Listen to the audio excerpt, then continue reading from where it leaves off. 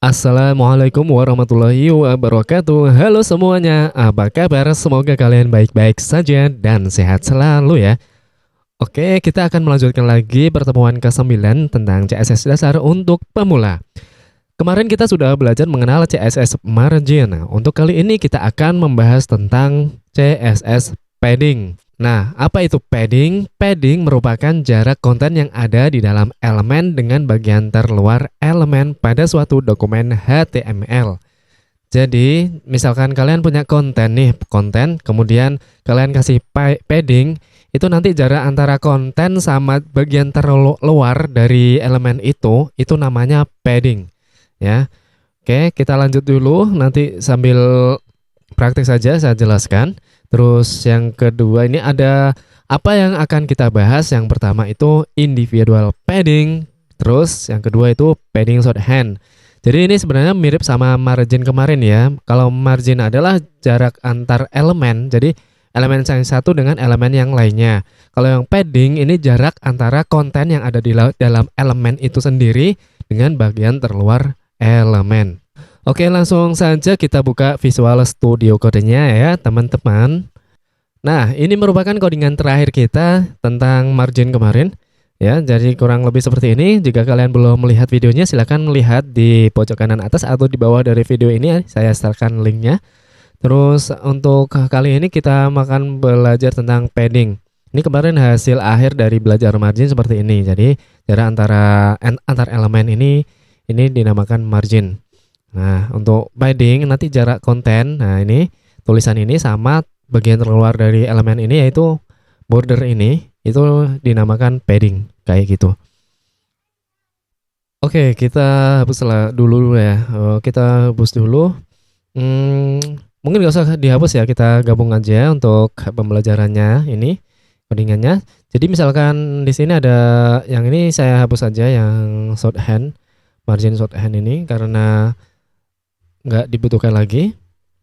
Nah, border ini, ID border, dia mewakili dari elemen yang pertama ini. Konten menggunakan border biasa, yaitu ID border. Kita border ini kita kasih padding ya. Padding, kita belajar individual padding dulu ya. Padding top. Nah, seperti ini. Jadi mirip seperti margin ya. Kemarin kan ada margin top, ini ada padding top. Nanti sama seperti margin itu ada top, right, bottom, dan left. Nah, juga urutannya juga sama dari seperti jarum jam gitu ya. Ini padding top kita kasih 10px misalkan seperti ini. Kita save ya. Nah, ini perhatikan ya. Ini sebelumnya ini menempel ke atas dari konten. Nih, tulisan ini sama border atasnya ini kan nempel. Setelah kita reload, nah dia agak ada jaraknya ya. Jadi ini yang dinamakan padding seperti ini. Nah, kita kasih ini lebih besar lagi 20 misalkan ya. Kita save, kita reload. Nah, jadi jarak antara elemen ini, konten ini sama bagian terluar dari elemennya itu dinamakan padding gitu ya. Kita inspect elemen. Coba kita lihat ya nanti seperti apa. Terus ini kita kasih ditaruh di sini. Terus nih, dilihat nih, padding top 20px ya. Kita taruh di sini. Nah, ini yang dinamakan padding itu yang background hijau ini. Nanti di sini ada warna hijau ya.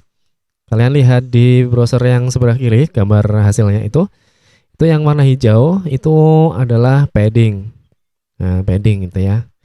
Oke, seperti itu. Terus yang bawah ini kita kasih, atau yang jadi satu ini ya, kita kasih padding top ya. Terus kita kasih padding red. Nah, bagian red itu 10px misalkan ya, 10px. Kita reload ya. Nah, 10px ya. Nih. Ada ya, di sebelah kanan sudah ditambahkan 10px paddingnya. Nih, lebarnya sama yang bawahnya kan berbeda nih. Nah, padding 10px. Jadi jarak kontennya itu yang background biru ini. Area konten background biru. Terus area apa padding itu background hijau itu, kemudian yang oranye ini margin. Itu kemarin seperti itu. Oke ya, margin top right, terus padding left, bottom. Ini 20 px misalkan.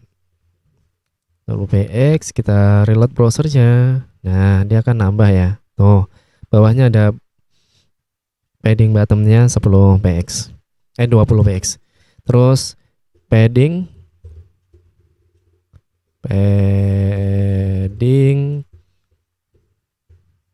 left. Ini 10 px. Supaya kanan kirinya sama, ya. Kita kasih atas bawah ini 20, terus kanan kiri 10. Kita reload browsernya. Nih, kita lihat ya. Nah, nih. Jadi sekarang sudah balance nih, balance atas bawah 20, kanan kiri 10. Ya, gitu. Itu namanya padding. Oke ya, teman-teman. Nah, ini padding.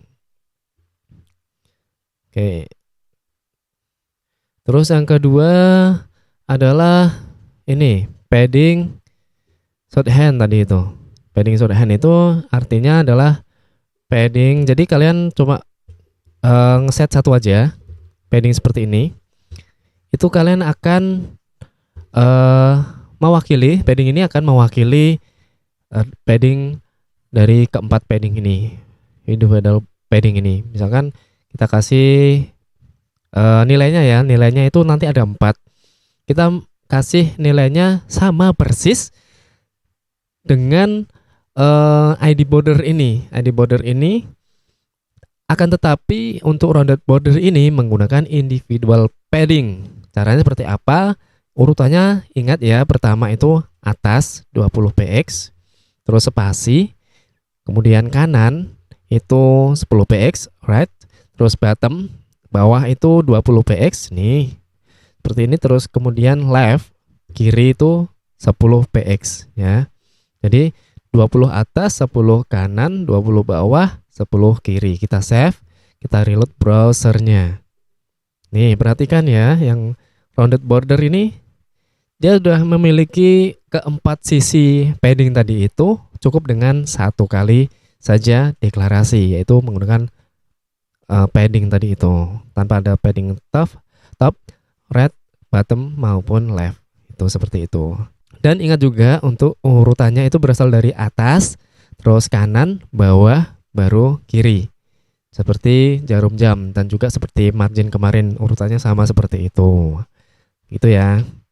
Nah, ini ada tambahan, jika kalian ingin mendesain sebuah layout di website ketika ingin menggunakan padding, itu ada hitung-hitungannya, teman-teman. Jadi misalkan kalian seperti ini, saya jelaskan untuk yang pertama dulu aja ya. Nah, di yang border ini, kalian sudah menentukan tinggi dan lebar dari suatu elemen. Misalkan di sini width-nya 500, height-nya 50 px ya.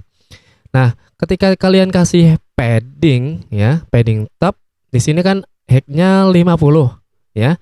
Ketika ada padding top 20, berarti tinggi dari elemen itu di total tambah antara height dari elemen itu, tinggi dari elemen ditambah padding top ya, 20. Jadi padding top ini 20 sama tinggi elemennya itu 50 tadi. Jadi yang biru, background biru itu adalah elemen tingginya itu 50 px. Ketika dikasih padding 20, berarti untuk tinggi total elemennya itu jadi 70. Nah, karena di kasus ini kita tambahkan padding bottom juga, berarti ditambah lagi padding top ditambah padding bottom. Kan atas 20, bawah 20, itu jadinya 40. Kemudian ditambah lagi tinggi kontennya itu sendiri, yaitu 50. Berarti total dari elemen ini tingginya adalah 90. Gitu. Jadi kalian kalau mau mendesain sebuah layout itu jangan lupa untuk rumus ini. Jadi padding ini menambah tinggi dari elemen itu di luar kontennya ya. Kontennya tadi cuma 50. Ketika ada padding, jadi satu elemennya itu jadi ditambah padding lah. Paddingnya berapa kalau dalam kasus ini kan atas bawah ditambah 20 berarti kan total 40 penambahannya. Berarti 50 tinggi konten ditambah 40 padding atas bawah tadi itu jadi 90 px ya tingginya. Begitu juga yang kanan kirinya. Nah, jadi kanan kiri ini kan kanan kiri tadi itu 500 px ya. Kita lihat codingannya nih. Width-nya 500 px. Kemudian kanan kiri paddingnya kita tambah 10 masing-masing, kanan 10 kiri 10. Berarti di total 20. Berarti untuk lebar dari elemennya itu sebesar 520. Nah, ini border ini berarti total elemennya ini 520. Dari mana? Kontennya itu sendiri 500 yang background biru ini ya. Kemudian paddingnya sendiri kanan kiri 10. Kalau di total berarti 20. Terus kalau di total sama keseluruhan elemennya ini lebarnya dia 520 ya, gitu ya teman-teman. Nah, kurang lebih untuk penjelasan padding seperti itu ya teman-teman. Semoga video ini mudah dimengerti. Bagi teman-teman yang baru belajar HTML ini mungkin akan cukup ini ya, cukup hati-hati kalian jika ingin melayout sebuah elemen ketika menggunakan padding dan margin. Untuk margin sudah saya jelaskan kemarin. Silahkan lihat di video kemarin atau di playlist tentang margin. Itu sudah saya jelaskan lengkap di situ. Ketika ingin melayout sebuah elemen atau melayout sebuah website itu perlu diperhatikan perhitungan-perhitungan yang seperti ini supaya kalian tidak kesulitan dalam mendesain sebuah layout website kayak gitu ya. Oke, saya kira sampai di sini dulu ya teman-teman video ini. Semoga bermanfaat untuk teman-teman yang baru belajar HTML dan CSS. Kita akan berjumpa lagi di video berikutnya.